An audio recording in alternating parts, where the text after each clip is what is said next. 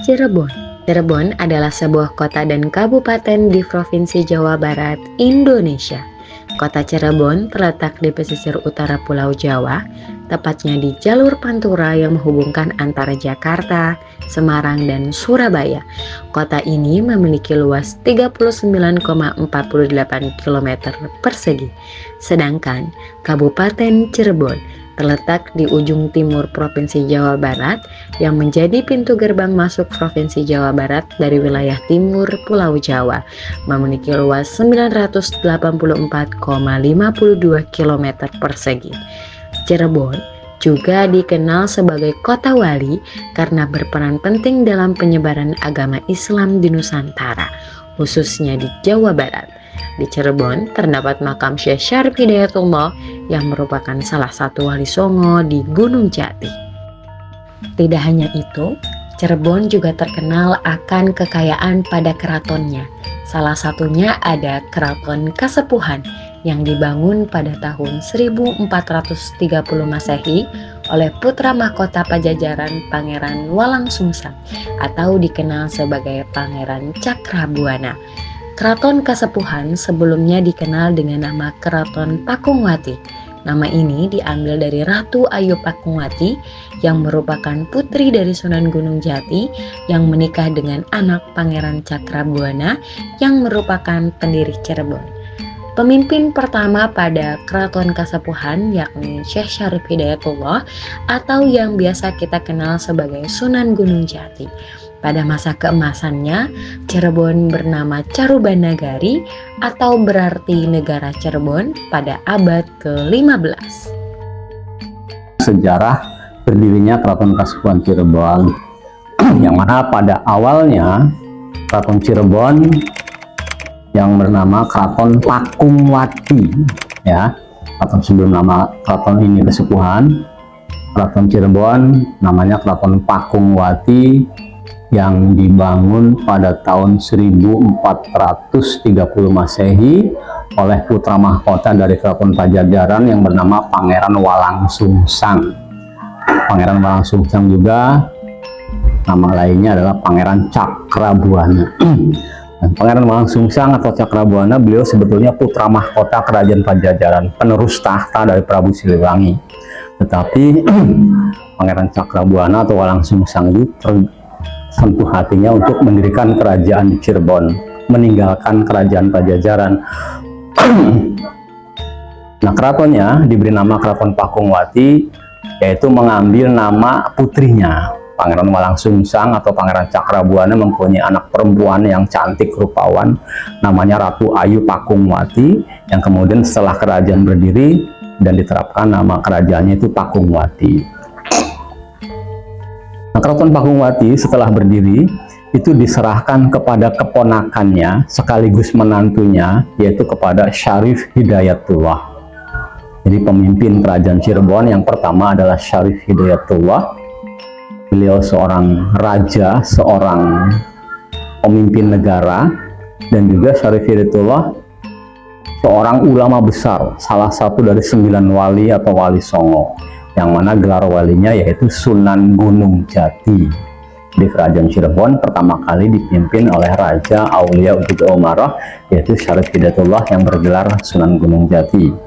Itu dalam catatan sejarah, Sunan Gunung Jati Syarif Hidayatullah itu memimpin kerajaan Cirebon, mengalami masa keemasan, mengalami masa kejayaan, sehingga Cirebon pada masa itu disebutnya Carubanagari, yang artinya negara Cirebon. Itu belum ada Indonesia, ya, belum lahir Indonesia. Itu di abad 15, Carubanagari negara Cirebon yang kekuasaannya meliputi sampai daerah Jakarta dan Banten, itu masuk ke kekuasaan kerajaan Cirebon. Ke wilayah timurnya perbatasan dengan Tegal Arum, ke wilayah barat perbatasan dengan Sumedang Larang. Itu kekuasaan daerah kerajaan Cirebon pada masa Syarif Hidayatullah Sunan Gunung Jati. Nah, itu Sunan Gunung Jati, Syarif Hidayatullah, itu beliau wafat di usia 120 tahun. Jadi sangat lama beliau hidup, sehingga tahta kerajaan itu tidak turun ke anak atau ke cucu, tapi ke cicit. Cicit itu kalau bahasa Cirebon buyut, ya. yang mana Syarif Hidayatullah Sunan Gunung Jati mempunyai anak itu belum bertahta menjadi raja, sudah meninggal dulu. Anaknya punya anak lagi, yaitu cucu ya, cucunya pun belum bertahta jadi raja, Sunan Gunung Jati masih hidup, sudah meninggal juga. Cucu punya anak lagi, cicit atau buyut ya, itu Sunan Gunung Jati Syarif Hidayatullah wafat di tahun 1568 Masehi, itu meninggal. Cicitnya naik tahta menggantikan posisi raja atau pengganti dari Sunan Gunung Jati, terus memerintah sampai meninggal dan diturunkan pada generasi kelima. Nah, itu di era pemimpin raja yang kelima yang bernama Panembahan Girilaya terjadi sejarah, yang mana Panembahan Girilaya itu akhir daripada Keraton Pakumwati. Itu Keraton Pakumwati dari Sunan Gunung Jati sampai di Panembahan Girilaya raja kelima. Tetapi setelah Panembahan Girilaya meninggal, itu terjadi sejarah hadirnya penjajah Belanda. Sebelumnya belum kedatangan penjajah ya, yang mana putra-putra dari Panembahan Girilaya, kakak adik itu terhasut oleh Belanda, dipolitisir oleh Belanda. Nah, maka di Cirebon dari zaman itu terpecah menjadi ada dua keraton, dua sultan. Kakaknya bertempat tinggal di Keraton Pakumwati, karena ditempati yang tua maka disebutnya kasepuhan. Kasepuhan itu dari kata sepuh, artinya yang tua ya.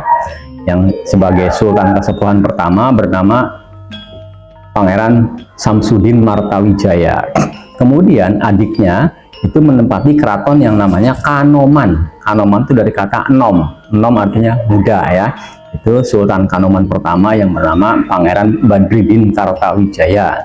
Itu Keraton Kanoman menurunkan silsilah, Keraton Kasepuhan juga menurunkan silsilah. Jadi struktural keraton kesultanan dalam hal ini, yang mana sultan sebagai sekarang ini pemangku adat. Sedangkan sebelum era kemerdekaan, sultan adalah raja. Kekuasaannya mutlak, melebihi daripada presiden ya.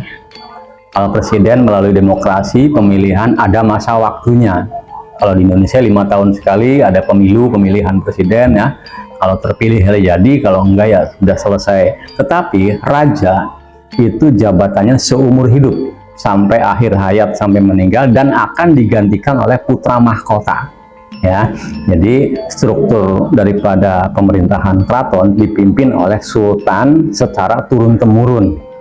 Nah, dari terpecahnya Cirebon menjadi keraton ke Cirebon menjadi dua keraton kesepuhan, yaitu dari sultan sepuh yang pertama bernama Sultan Pangeran Samsudin Martawijaya, itu sebagai sultan kesepuhan pertama, terus turun temurun sampai sekarang ini sudah sultan sepuh yang ke-15.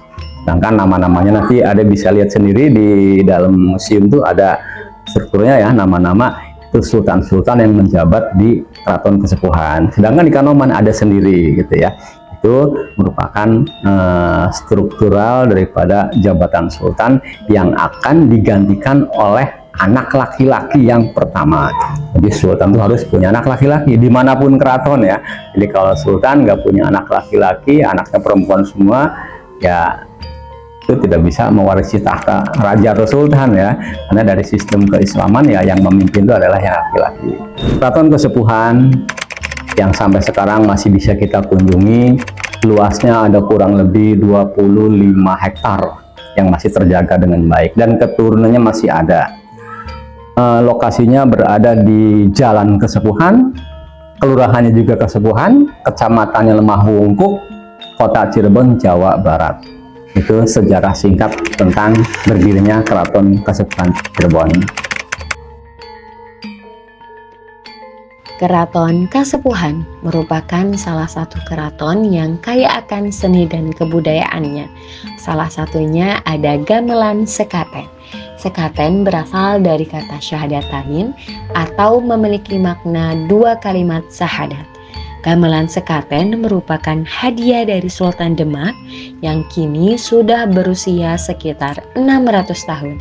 Gamelan Sekaten masih dimainkan atau dipertontonkan pada saat perayaan Hari Raya Idul Fitri dan Hari Raya Idul Adha dalam rangka penyambutan Sri Sultan yang telah melaksanakan sholat Id di Masjid Sang Cipta Rasa. Tidak hanya itu, gamelan sekaten juga dimainkan dalam tradisi Panjang Jimat. Kebudayaan yang masih ada. Jadi akan pada basic sejarah, Keraton Cirebon ini adalah kerajaan Islam. Sunan Gunung Jati, Syarif Hidayatullah, raja juga wali, aulia juga umaroh ya. Yang mana wali Sunan Gunung Jati dalam dakwah syiar Islamnya pun tidak dengan kekerasan, tidak dengan pemaksaan gitu ya, tapi dengan cara-cara halus menggunakan seni budaya yang ada. Seperti contoh, ada beberapa media untuk penyebaran agama Islam, yaitu perangkat gamelan, alat musik yang dulu digunakan oleh wali untuk dalam rangka dakwah syiar agama Islam, namanya gamelan sekaten. Gamelan itu usianya sudah 600 tahun lebih, pemberian dari Sultan Demak tahun 1495, yang mana hadiah dari Sultan Demak kepada Sunan Gunung Jati. Itu oleh Sunan Gunung Jati, gamelan itu dimanfaatkan untuk dakwah syiar agama Islam dengan cara ngamen keliling ke daerah-daerah, berhenti ditabuh, berpindah lagi ke daerah lain, berhenti ditabuh. Itu dalam cerita, setiap gamelan itu dibunyikan, otomatis banyak berkerumun penonton ya. Nah, pada masa itu penontonnya belum banyak orang yang beragama Islam. Boleh nonton, syaratnya harus bayar. Bayarnya bukan uang, tapi dengan syahadat. So, kalau pengen nonton, syahadat dulu. Itu dengan halus, dengan himbauan-himbauan. Itu syarat orang memeluk Islam itu dengan ucapan 2 kalimat syahadat, asyhadu alla ilaha illallah wa asyhadu anna muhammad rasulullah. Itu pengen lihat pertunjukan itu, bersyahadat dulu, kemudian lihat pertunjukan, kemudian di situ ada dakwah-dakwah tentang keislaman. Maka gamelannya dinamakan sekaten. Sekaten itu dari kata syahadatain, 2 kalimat syahadat ya. Itu walaupun gamelannya sudah usang 600 tahunnya lebih, itu karena masih menyangkut adat tradisi, gamelan itu dibunyikan setiap hari raya, baik Idul Fitri maupun Idul Adha, dari museum dibawa ke bangunan Siti Inggil, itu dibunyikan dari pagi sampai siang, zuhur ya, selesai masuk lagi ke tempatnya. Yang mana fungsi ditabuhnya gamelan sekaten pada Lebaran ataupun hari raya Idul Fitri maupun Idul Adha, itu menyambut selesainya Sri Sultan sholat Id dari Masjid Agung Sang Cipta Rasa. Sultan sholat Idnya di Masjid Agung Cipta Rasa, setelah selesai menyaksikan acara pertunjukan gamelan sekaten, kemudian sampai selesai Sultan masuk, ditabuh terus sampai zuhur, selesai kemudian dimasukkan lagi. Itu salah satu seni budaya yang dulu difungsikan dalam rangka dakwah syiar agama Islam. Tidak hanya kaya akan seni dan kebudayaannya, Keraton Kasepuhan juga kaya akan tradisi-tradisi yang masih dipertahankan hingga saat ini. Berbagai tradisi yang ada patut dipertahankan. Pada bulan Muharram terdapat tradisi jamasan atau pencucian alat pusaka. Juga terdapat sedekah bubur suro. Pada bulan Safar ada tradisi sedekah kue cimplo, sedangkan di bulan Rabiul Awal ada tradisi Panjang Jimat. Juga ada nasi bogana yang merupakan ciri khas pada tradisi Isra Mi'raj dan Nisfu Saban. Tidak hanya itu, pada bulan Ramadan, Keraton Kasepuhan juga rutin melaksanakan tradisi maleman atau penyalahan api pada malam-malam ganjil dimulai dari malam 21 sampai malam 29. Juga ada permainan gamelan sekaten pada hari raya Idul Fitri dan Idul Adha, juga Grebek Syawal yang terjadi di tanggal 10 Syawal. Ya, jadi keraton yaitu berusaha semaksimal mungkin menjaga ada tradisi peninggalan leluhur ya, yang mana ada satu pepatah petitih Kanjeng Sunan Gunung Jati, kita ada karena leluhur kita ada ya, nggak mungkin kita ada kalau tidak ada leluhur ya. Dari itu rawatlah pusakanya dan tauladani gemilang sejarahnya, mana keraton itu masih menjaga adat tradisi yang masih ada. Jadi dalam 1 tahun itu setiap bulan kalender Islam itu setiap bulannya ada hari-hari besar Islam dan masih diperingati. Seperti contoh bulan pertama Hijriah itu adalah Muharram. Muharram itu tahun baru Islam. Disebutnya di sini Asyura ya. Itu tanggal 1 Syuro itu adalah tahun baru Hijriah, tahun baru Islam. Keraton masih ada tradisi mencuci benda-benda pusaka namanya jamasan. Nah, itu bulan Syuro membersihkan benda-benda pusaka peninggalan leluhur. Kemudian karena benda-benda pusaka yang dicuci itu jumlahnya banyak ribuan, itu nggak selesai sehari 2 hari, 10 hari baru selesai. Itu selesainya acara jamasan mencuci pusaka, keraton membuat sedekah bubur sura. Bubur sura itu rasanya nikmat dan ramai gitu ya. Itu dibuat setiap tanggal 10 Asyura. Kalau kita biasa makan bubur kan gurih ya, tapi bubur sura itu selain gurih ada pedas, ada manis, ada asam, ada asin gitu ya, rame. Karena di dalam bubur sura itu selain gurih, itu di sana ada buah-buahan, seperti ada buah jeruk bali, buah delima, ada telur dadar yang disisir, ada abon, ada macam-macam gitu ya. Jadi rasanya berbagai macam ragam. Itu bubur suro yang dibuat pada tanggal 10 Asyura. Itu merupakan tradisi. Itu bulan pertama Suro. Bulan kedua Suro Syafar. Nah, di bulan Syafar itu keraton ada tradisi, mungkin diikuti juga di perkampungan, itu membuat satu sedekah kue apem. Tahu ya, kue apem yang kayak serabi gitu, simplo, itu dikasih gula merah yang udah dicairkan, dikasih santan, itu dibagikan ke petugas keraton, ke pengurus masjid dan situs-situs yang di sekitar keraton ya, yang mana simbolis daripada sedekah apem itu adalah satu, sedekah itu baik, kedua di bulan Muharram itu, di bulan Syafar itu turunnya bala penyakit ya, itu dengan berharap doa kepada yang di atas supaya terhindar dari malapetaka dan bahaya. Itu sedekah apem, istilah menolak bala ya. Jadi itu masyarakat desa pun pada mengikuti gitu ya. Nah, sedekah apem cimplo namanya ya. Jadi kampung-kampung yang di Keraton sampai sekarang itu masih mempertahankan adat sedekah apem di bulan Syafar. Ketiga itu bulan Rabiul Awal. Rabiul Awal dikenal bulan Mulud ya. Nah, itu keraton mempertahankan adat tradisi yang masih banyak dikunjungi. Yang paling ramai itu acara Muludan, itu Panjang Jimat ya.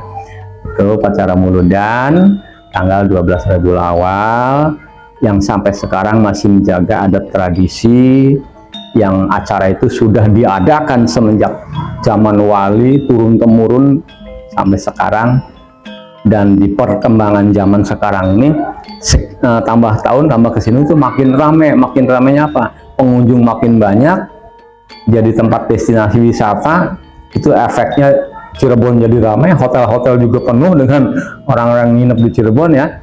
Juga dimanfaatkan oleh para pedagang. Jadi keraton karena pedagang itu mencari nafkah dalam rangka acara Mauludan atau Sekaten atau Panjang Jimat itu, mereka karena banyak tamu itu membutuhkan sesuatu, makan, minum, oleh-oleh dan sebagainya, maka dibuatlah pasar malam. Alun-alun itu dibuat pasar malam selama oleh keraton, dikasih waktu selama 1 bulan. Jadi sebulan itu mereka berjualan. Jadi ramai, tambah ramai di lapangan itu ya. Itu di acara Muludan. Bulan Mulud, habis bulan Mulud, Syawal Mulud tidak ada, Jumadil tidak ada, Rajab. Nah, Rajab itu nanti sebentar lagi ya. Rajab itu apa ya, peringatan Isra Mi'raj, mana ya, di keraton ada doa Rajaban, itu dengan membuat makanan namanya nasi bogana. Nasi bogana itu ya, nasinya khusus dibuat orang keraton ya, belum ada di pasaran nih. Kalau sega jamblang, empal gentong sudah banyak ya. Itu nasi bogana hanya ada di keraton. Itu dibuat setiap bulan Rajab, dan nanti setelah Rajab itu Nisfu Sa'ban atau Ruah, itu 2 kali di 2 bulan itu selamatan doa. Nah, setelah dari bulan Rajab, Ruah, Ramadan. Ramadan tuh ya umumnya masyarakat muslim melakukan saum atau puasa ya. Itu selama bulan puasa itu kegiatan pariwisata tidak seperti hari biasa, agak sepi.